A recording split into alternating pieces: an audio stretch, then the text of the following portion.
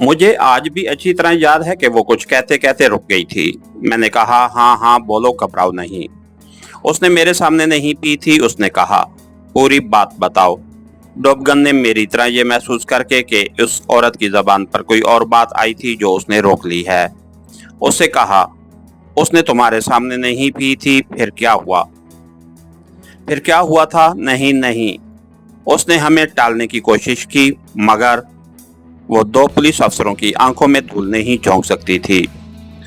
सुनो बमला, मैंने उसे कहा, पहले थानेदार की बात और थी। तुमने उसे जो बताया वो उसने सुन लिया और तुम इत्मीनान से बैठ गई कि चलो बात गोल हो गई है।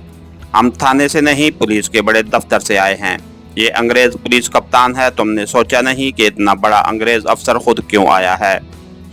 हमने तुम्हारी इज्जत की खातिर यही तफ्तीश शुरू कर दी है, मगर तुम्हारा रवैया बता रहा है कि तुम्हें इज्जत नहीं चाहिए। हम तुम्हें थाने ले चलेंगे और वहां पुलिस के सही तरीके से तफ्तीश करेंगे। तुम हमसे कुछ छुपा रही हो, इसका मतलब ये है कि कुमारी के कत्ल में तुम्हारा भी हाथ है। हम तुम्हें गिरफ्तार करके ले जाएंगे। मैं जूं जूं बोलता जा रहा था, उसके चेहरे का रंग बदलता जा रहा था। खौफ का तासुर बड़ा साफ था। कत्ल की रात और शराब की पूरी बात बताओ, मैंने जरा रौब से कहा।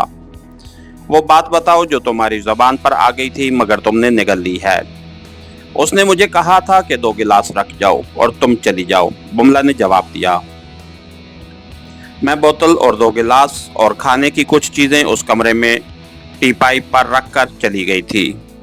दूसरा गिलास किसके लिए था? मैनेजर साहब के लिए, उसने दबी जबान में जवाब दिया।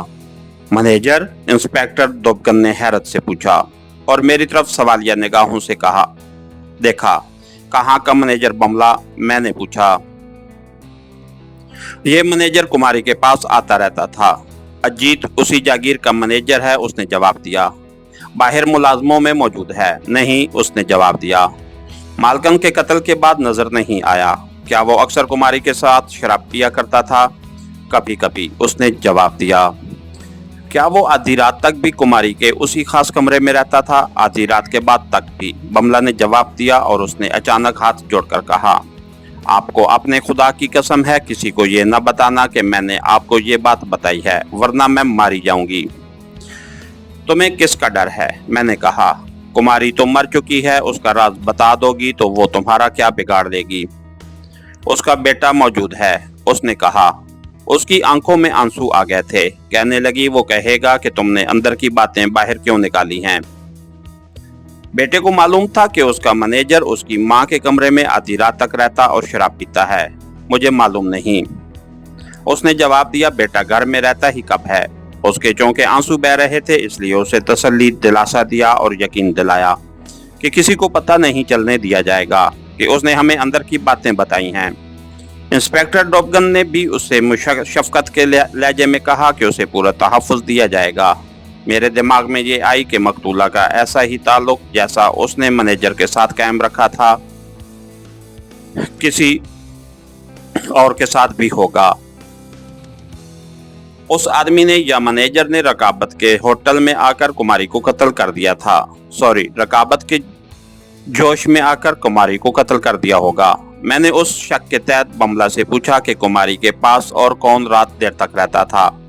और कोई नहीं था, उसने जवाब दिया। इसके साथ ही हमारी आज की एपिसोड का इख्तिताम हुआ। कहानीगर चैनल को लाइक कीजिए, सब्सक्राइब कीजिए और बेल आइकन को प्रेस कर दीजिए ताकि हर आने वाली नई वीडियो आप तक बर वक्त पहुँच सके। शुक्रिया।